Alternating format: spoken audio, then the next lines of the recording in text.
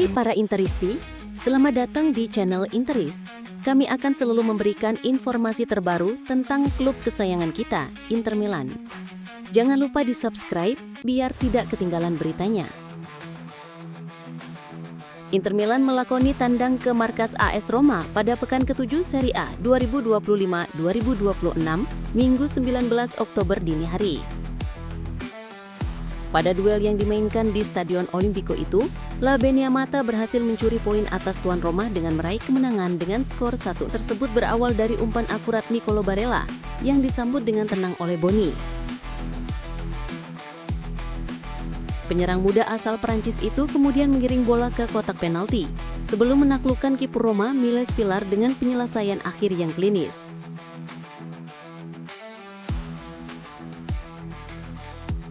Tertinggal 1 gol, Roma mencoba bangkit lewat skema bola mati.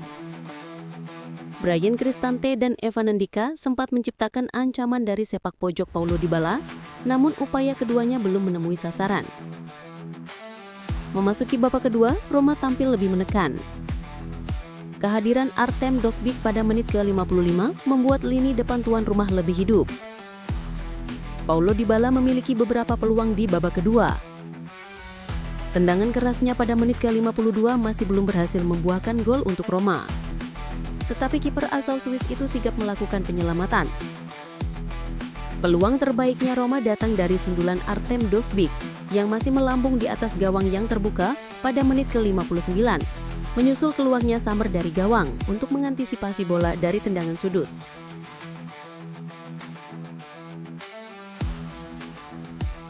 Inter tak tinggal diam.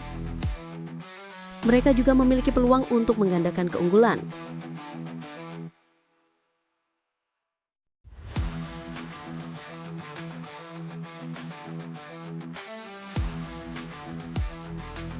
Alessandro Bastoni melepaskan tendangan keras pada menit ke-71 yang membentur Wesley dan melebar.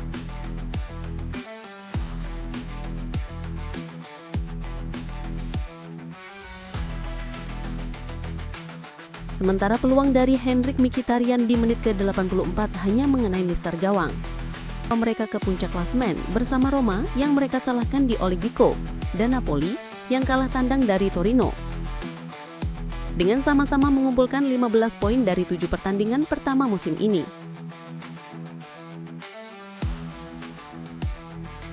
Dalam sesi wawancara setelah pertandingan atas Roma, Cifu memberikan penjelasan. Kami memberikan segalanya di babak pertama. Kami hanya menjalani satu sesi latihan dengan seluruh tim, tetapi kami tetap bertahan secara mental. Semua berkat para pemain. Cifu langsung mengalihkan perhatian ke timnya dan sorotan sepenuhnya milik mereka.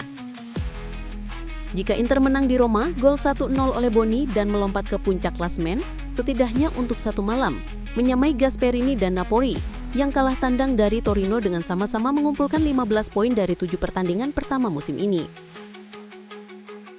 Cifu kembali ke Roma dan pergi dengan senyuman. Saya bangga dengan cara para pemain saya bekerja dan bagaimana mereka mempersiapkan diri secara mental, bagaimana mereka memahami momen-momen pertandingan. Mereka mengerahkan seluruh kemampuan mereka, dan saya bangga dengan apa yang mereka coba lakukan meskipun menghadapi kesulitan sehari-hari. Saya senang dengan bagaimana mereka menafsirkan pertandingan melawan Roma ini, yang merupakan tim yang kuat dan terlatih dengan baik. Saat ditanya tentang tekanan, Cifu berpendapat, kami berusaha keras melakukan pekerjaan ini, tetapi ada beberapa pertandingan yang tidak bisa kami lakukan. Kami mengerahkan banyak upaya di babak pertama. Kami hanya menjalani satu sesi latihan dengan seluruh tim, dan kami tahu bahwa melawan Roma tidak pernah mudah. Namun, selama kami punya energi, kami menekan dengan baik. Lalu kami menurun dan keterampilan mereka memaksa kami untuk mundur. Jelas Cifu kepada Sky. Namun kami melakukan apa yang diperintahkan pada saat itu, bangkit dan mulai lagi.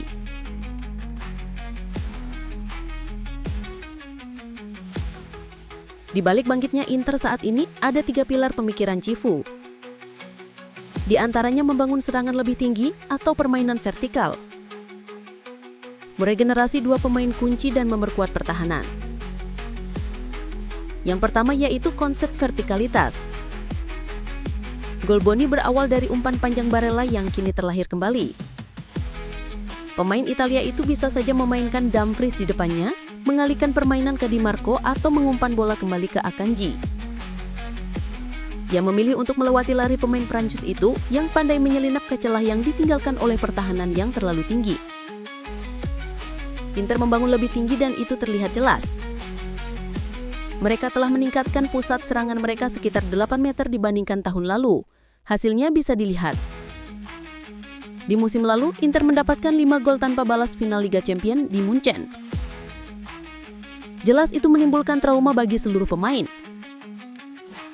Satu-satunya cara untuk melupakan trauma tersebut adalah bersatu kembali dan bangkit.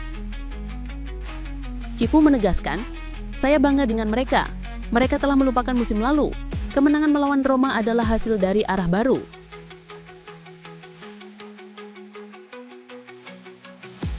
Yang kedua, meregenerasi pemain. Dua pemain kunci lainnya yang kini terlahir kembali menjadi sorot, terutama Barella dan Di Marco. Barella juga mendominasi melawan Roma. Selain asisnya, asis keduanya di Liga, ia memenangkan 7 tackle, mencatatkan 4 pelanggaran dan berkali-kali memainkan umpan terobosan. Ia mencatatkan 52 sentuhan dan 31 umpan sukses. Ia adalah Barella yang baru, pemain yang berbeda dan beregenerasi. Tahun ini, ia menjadi starter dalam 8 dari 9 pertandingan. Ia hanya masuk sebagai pemain pengganti klan Slavia Praha. "Kami selalu kuat," ujarnya setelah pertandingan. "Kami perlu menemukan ritme permainan. Tak ada yang lebih baik daripada Cifu untuk kebangkitan ini." Di Marco pasti berpikiran yang sama. Kontroversi jarak jauh dengan Inzaghi yang sering mengeluarkannya setelah 1 jam telah mendominasi sorotan selama beberapa hari. Melawan Roma, ia kembali melewati batas waktu 80 menit. Ini adalah ke-6 kalinya dalam 9 kesempatan tahun ini. Di sini juga seperti halnya dengan Barella, hasilnya terlihat jelas. 2 gol dan 3 assist dalam 9 pertandingan di Liga dan Liga Champions.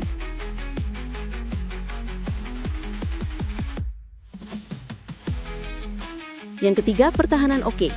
Poin terakhir menyangkut pertahanan. Setelah mendapatkan 4 gol melawan Juventus, Inter telah mengunci pertahanan mereka 2 kali. Yaitu di Liga Champions mereka telah 2 kali menahan imbang lawan. Sementara di Liga mereka hanya mengalami 2 kemenangan melawan Sassuolo dan Cremonense. Sommer dan Martinez seringkali menjadi penentu. Begitu pula dengan Akanji yang seperti telah berada di Inter selama 3 tahun. Dan bek pengah lainnya dukungan Civi kepada tim di akhir pertandingan. Setelah kemenangan ke-6 mereka berturut-turut di semua kompetisi merupakan contoh perfect dari ketangguhan.